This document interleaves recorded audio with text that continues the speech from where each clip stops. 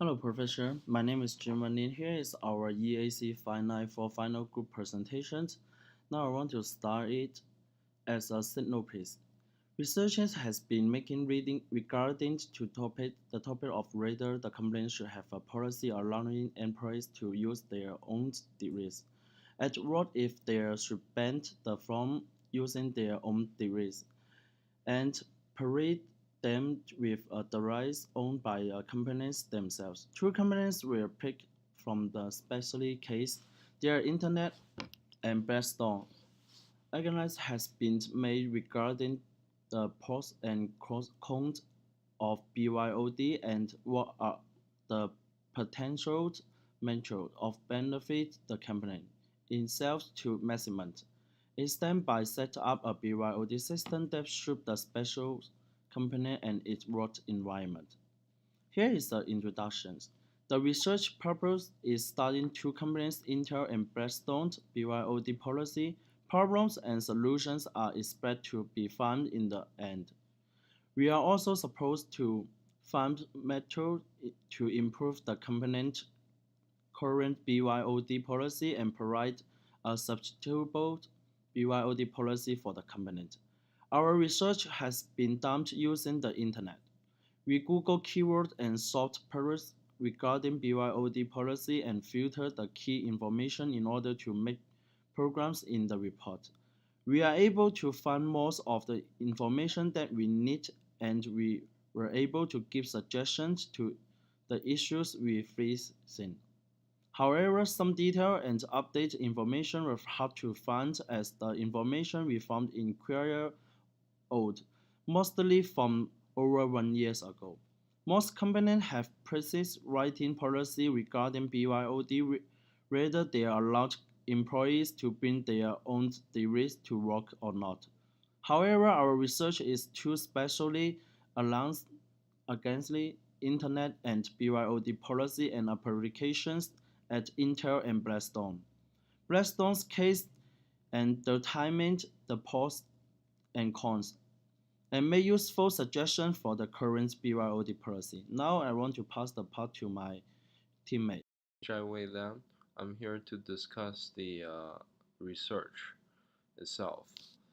So the discussion has been made that it's been a debate in recent decade whether a company should allow employees to bring their own devices to workplaces. Supporters claim that BYOD could improve work efficiency, save money for the company, and satisfy employees themselves. Defenders, mainly baby boomers generation, argue that BYOD could produce a variety of risks and issues. For instance, security of company confidential data and files could be jeopardized on personal devices. It is also concerned about the disclosure of an employee's personal information with the personal device linked to the company's management system. Also, the issue of trust always exists that employers need additional time and resources to monitor whether employees are using their own devices correctly for job purpose only. Despite these various disadvantages, the trend of embracing BYOD policy for companies seems to be unstoppable. The use of smartphone has increased from 18% in 2009 to 64% in 2014, and the growth is still increasing exponentially. And also the millennial generation has released into labor market from campus who wishes to bring their personal smartphones for work purpose. The main findings of our research on Intel and Blackstone are: Intel is an industrial leader which employees the can use their BYOD, bring their own devices in workplace to achieve great success and synergy. One notable finding in the Intel is that management could not have access to information on employees' devices. A certain application should have been installed in employees' devices before personal devices can be brought to Intel's workplace. The application's aims are not only helping employees integrate work-related tasks and data into their devices, but also monitor and evaluate their works. However, the issue is that personal information privacy could be infringered by the application. Intel has designed and implemented its BYOD policies to clarify what level of personal information could be exposed and ensure that the employees acknowledge and agree to that. Though the efforts to protect private information, Intel has successfully solved the issue of trust caused by BYOD policy, and the cost saving isn't seen as a benefit.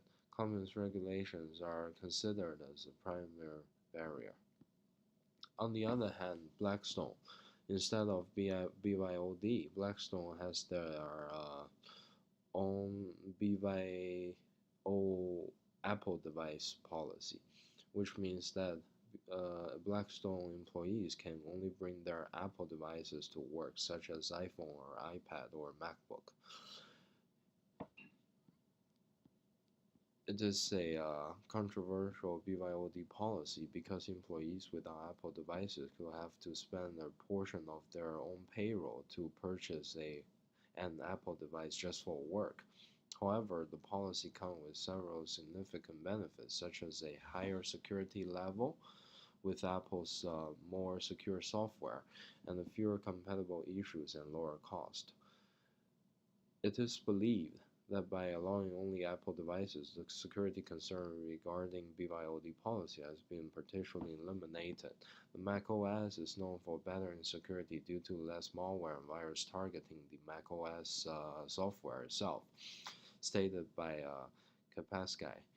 This could reduce the risk of spreading computer virus from personal computer to the company server. Also, it could ensure work efficiency and accuracy by less security concern. What is more, unlike the Windows on computer and Android on smartphone, macOS could be better compatible with each other for file sharing, communication, and collaborating working. One more findings on the Blackstone is that company adopts certain software to ensure security, such as the digital rights management, which is DRM in terms of the shortcut, and the WatchDox. Cost implication. The first cost implication is that companies with BYOD policies can save a significant amount of cost from buying lesser hardware and software. By allowing employees to use their devices at work, the company with BYOD do not need to purchase the same amount of computers and electronic devices as other companies without the policy. Also, the companies are relocate its resources by saving from buying hardware to other fields of usage that could bring a better substantial growth opportunity to the company itself. Also, employees' personal devices usually have pre-installed software, such as Microsoft Office, Adobe Design software set, and the other applications. The second cost implication is the potential higher labor costs due to inefficiency with improper usage of personal device. Sometimes it's difficult to distinguish the purpose of usage on personal device because there have always been entertainable and social applications on personal phone and computers. It is concerned that employees would use their devices for chatting, shopping, interacting on social media, and even gaming at workplace. Despite these employees are well trained to be professional at work, the endless distraction from social applications on their personal devices could still efficiently waste their time. It implies that a company would have to pay more salaries for the same amount of work. So there are three risks that we found in total with the BYOD policy. The first one is compatibility problems with Intel. Different computer systems require different software and format. For example, Pages on MacBook is not 100% compatible with with Word on Microsoft or Google Doc or other editing system on Linux system. So the second problem is security problem, virus problems from Intel, because people can bring their own devices to work, and they might be able to access the unhealthy contents on the internet, which can result in having virus in their own computer, and it can cause a security problem when they are accessing the company's server or software. The third problem is work efficiency problem. Employees potentially can access to personal contents on the internet, for example, online shopping, because if they do it during work, which may result they have lesser time to complete the work or result in wasting time or wasting the payment the company made to them. Before recommendation, it's important that company can change their mindset to embrace a BYOD policy. It's never wrong to have a try because you can always change it back if you don't like your BYOD system or to modify the system policy itself. And the second recommendation is that access company situation by business nature and operation model. Different BYOD policies can be fitted into different companies. It's also important that a suitable BYOD policy which can help the company to work out with their particular situation, which is the third one. The fourth one is companies can also monitor effectiveness of the policy itself. And then the fifth one is after they collect feedbacks, they can use the feedbacks to modify the current BYOD policy. The policy should stay tuned for changes or according to feedback from the execution for a certain period of time. The technological environment changes really fast, which means the BYOD policy should also change according to a new environment. Hello, my name is Yueyue Wu. To summarize the final report we did, it is important to make a BYOD policy that fits the specific company situation. The policy should be monitored and feedbacks should be collected for future references on how to, in, how to enhance the policy itself. How to use a BYOD policy smartly can help the company to boost work